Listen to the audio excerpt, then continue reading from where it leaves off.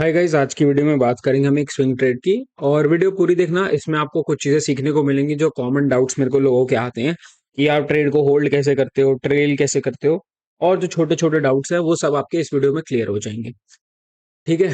तो जिसकी हम बात करेंगे स्टॉक की, उसका नाम है एचपीएल इलेक्ट्रिक। और ये देख सकते हो आप, मैंने बुक करा था, बाकी महीने का एंड कल में वेरीफाइड पैनल आ जाएगा, आप जाके देख पाओगे उसको।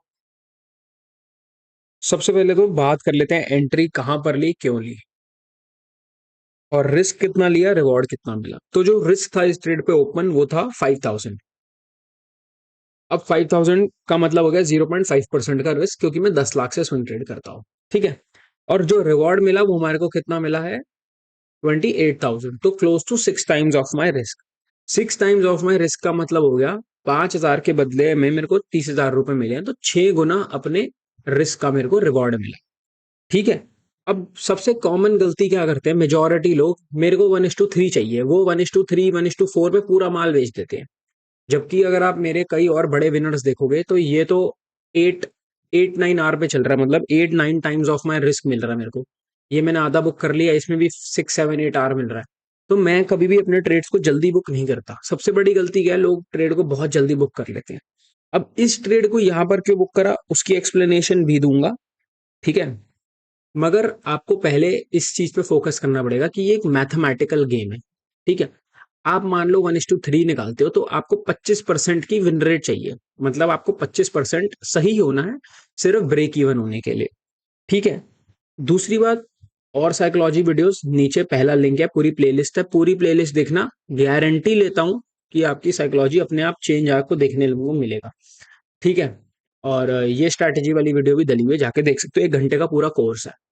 बाकी भी बात कर लेते हैं रिस्क, रिस्क टू रिवॉर्ड में। तो मानो आप 1:5 ट्रेड कर निकाल लेते हो, 2 3, तो 17% विन रेट चाहिए। 17% विन रेट का मतलब है आपको बेरली 17 ट्रेड चाहिए। 100 में से 17 ट्रेड चाहिए और आप फिर भी ब्रेक इवन निकलोगे। समझ लो, आप 83 टाइम्स गलत हो और 17 बार सही हो, फिर भी आपका रिजल्ट क्या है, ब्रेक इवन। तो ये जो गेम है ना, ये एक मैथमेटिकल गेम है। अब इस गेम मैथमेटिकल गेम को आपको जीतना कैसे है, आपको अपने रिस्क रिवॉर्ड पे फोकस करना है। हर बार अगर आप 1:2 1:3 पे निकलते जाओगे ना, तो आप कभी भी बड़ा स्कोर नहीं मार पाओगे, 1:10 1:15 जैसा। तो ट्रेड्स को होल्ड करना का सबसे पहले तो लाओ पेशेंस, और वो पेशेंस कैसे आती है, वो आती है आपके रिस्क से। अब देखो, इस ट्रेड में मैंने 5,000 का रिस्क लिया था, 0.5% का। ठीक है। हर ट्रेड के अलग क्राइटेरिया होता है और उसके हिसाब से रिस्क होता है। यही पे मुझे कोई कहता आप भाई 10,000 का ले लेते 1% का, तो आप 6% निकाल लेते हैं। तो अगर मैंने इस पे 1% का रिस्क लिया होता ना इतने टाइट ट्रेड पर, तो क्या होता है, उस टाइम पे वो ट्रेड होल्ड नहीं होता। तो हमेशा रिस्क भी उतना लेना है, उस हिसाब से लेना है जहां पे मेरे को पता है मैं ये ट्रेड को उतना होल्ड कर सकता हूँ। ठीक है। अगर आप किसी चीज को उतनी देर तक होल्ड ही नहीं कर सकते, अगर आपने जब, सबसे बड़ी गलती क्या होती है, आप ट्रेड को बहुत बड़ा साइज खरीद लेते हो। आपको लेने चाहिए थे 500 शेयर, आपने ले लिए 5,000। अब आपसे बैठा ही नहीं जा रहा। वो ट्रेड प्रॉफिट में और आपके हाथ कांपने लग जाते हैं, लॉस में जा रहा है, हाथ कांप रहे, कट नहीं रहा लॉस में, प्रॉफिट में बुक नहीं हो रहा।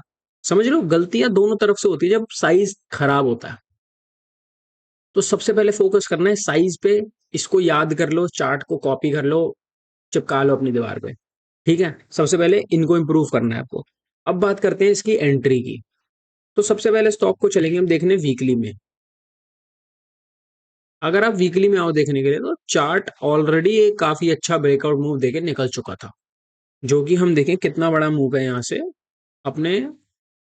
ऑलमोस्ट यहाँ पे आप देखो तो एक बेस टूटता है, और वो ऑलमोस्ट 200% का मूव दे चुका था। तो ये मेरे को सबसे पहला पॉइंट क्या है मेरी लिस्ट में, ये 200% का मूव दे चुका है।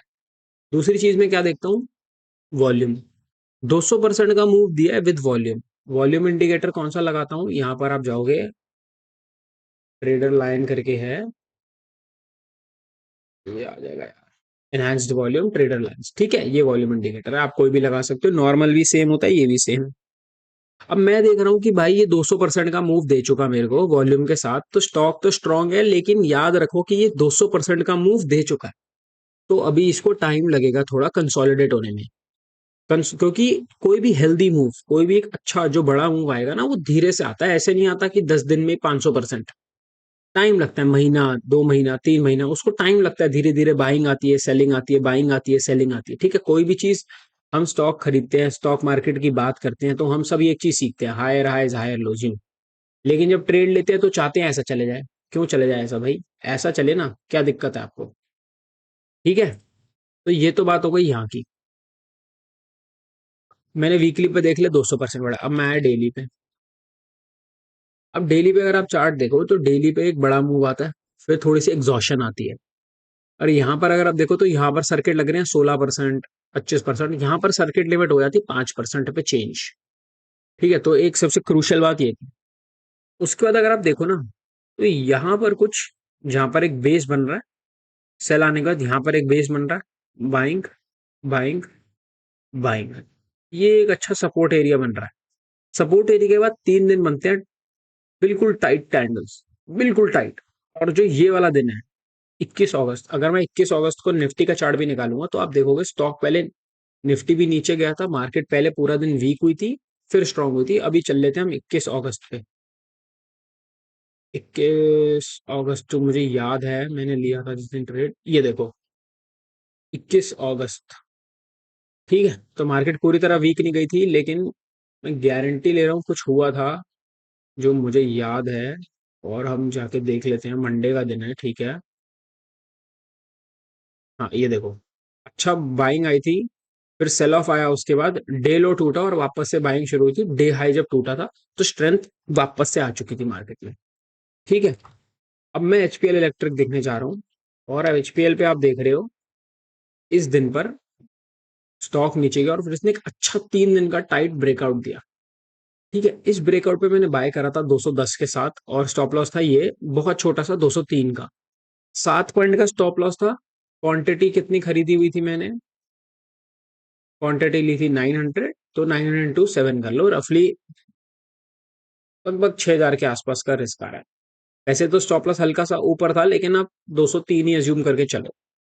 ठीक है, उसके बाद आप अगले दिन देखो तो मार्केट ने एक अच्छा मूव दिया था 5% का, और फिर वापस से सेल ऑफ हो गया था। बट मैंने नहीं बेचा, क्योंकि मेरे को पता था अच्छी रेजिस्टेंस ऊपर है, मेरे को एक छोटी एंट्री मिल चुकी है, अब का टाइम है इसको होल्ड करने का।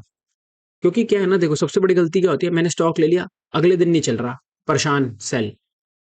अगर आपको एक अच्छी में एंट्री मिली है, आपने एक अर्ली एंट्री ली है ना बड़े ब्रेकआउट से पहले, तो वेट करो। ठीक है, उसके बाद अगर आप नोटिस करोगे तो कितने दिन यहाँ पर रहे हम, 1 2 3 4 दिन तक। अब ये जो 4 दिन होते हैं ना, मेजोरिटी लोग जब बड़ा साइज लेते हैं वो ये 4 दिन में सेल कर देंगे। क्यों? कहेंगे भाई मैंने 10,000 क्वांटिटी उठा रखी है और ये 4 दिन पे मूव ही नहीं आ रहा, वो डर के मारे बेच देंगे, कल ऐसा ना हो गैप अप हो जाए, गैप डाउन हो जाए। और अगले दिन मूव आता है 5% का, अब सर्किट लग चुका है, 5% की लिमिट है, 5% का। अगले दिन खुलता है 5% सेल ऑफ, फिर एक बड़ा सेल ऑफ। बट मैं नहीं बेच रहा, मेरे को पता है मुझे एक छोटा सा रिस्क की एंट्री मिली हुई है, 5,000 रुपए का रिस्क है, मैं होल्ड करके बैठा हूँ, मेरे को अच्छी एंट्री मिली है। उसके बाद यहाँ पर आकर 241 पे मैंने बेच दिया। अब आपका सवाल आएगा आपने 241 पे क्यों बेचा, जब स्टॉक 254, 264 तक गया? तो दुख तो कभी ना कभी होना है। ऐसा तो कभी हो नहीं सकता कि आप नीचे पकड़ लो बिल्कुल बॉटम और टॉप पकड़ लो। ठीक है, वो सिर्फ पिक्चरों में होता है और सोशल मीडिया पे होता है। रियलिटी ट्रेडिंग में आप कभी ना बॉटम पकड़ पाओगे ना टॉप पकड़ पाओगे, ये बात को एक्सेप्ट कर लो। तो मुझे पता था कि यहां से मैं टॉप नहीं पकड़ सकता। दूसरी चीज, ये स्टॉक 5% का, तीन एक दिन इसने ऐसे करा, उस दिन भी ये थोड़ा सा वीक हो रहा था, और मुझे ये डर लग रहा था कि ऐसा ना हो यहाँ से लोअर सर्किट लगाता लगाता नीचे चला जाए, जैसे यहाँ पर इसकी हालत हुई है आगे। ठीक है, और ऐसा नहीं बोल रहा मैंने टॉप पकड़ा, मैंने पकड़ा नहीं टॉप, मैं कैसे करूं? देख लो सेल का करा हमने 241। ठीक है ना? तो प्रॉब्लम क्या थी, ये पुरानी रेजिस्टेंस के आसपास था। अब ये यहाँ से ब्रेकआउट दे भी देता तो ये चीज पहले ही 200% बढ़ चुकी है। इसको चाहिए थोड़ा टाइम, इसको चाहिए 1 डेढ़ महीना भी कंसोलिडेट, 1 2 3 महीने इसको लगेंगे कंसोलिडेट होने में। देखो कोई सेल ऑफ में वॉल्यूम नहीं है कि ऐसा लग रहा हो माल बेच रहे हैं, कोई माल नहीं बेच रहा, बस छोटे छोटे लोग घुस के एंट्री एग्जिट कर रहे हैं।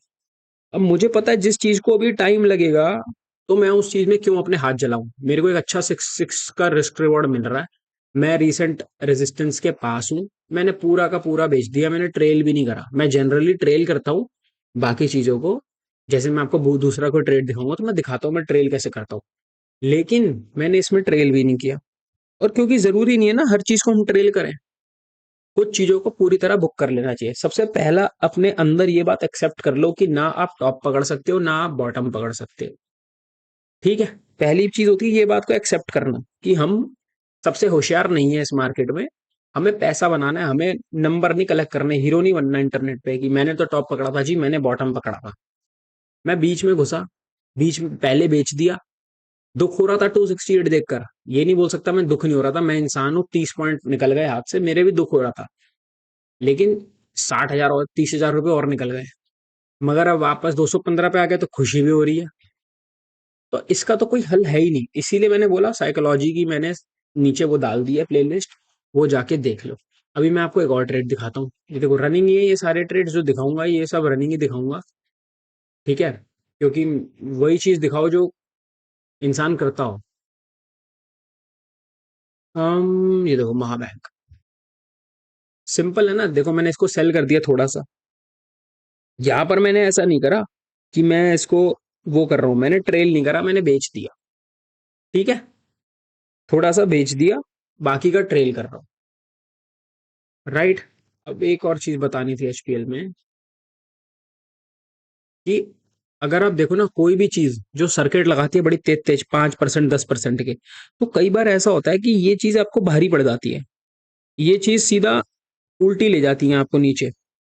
वैसे पीसी ज्वेलर्स, मेरे को याद आ गया स्टॉक, मैं याद कर रहा था पीसी ज्वेलर का स्टॉक। ये देखो, सर्किट लगाते ऊपर के, सर्किट लगाता नीचे, सर्किट लगाता ऊपर, सर्किट लगाता नीचे।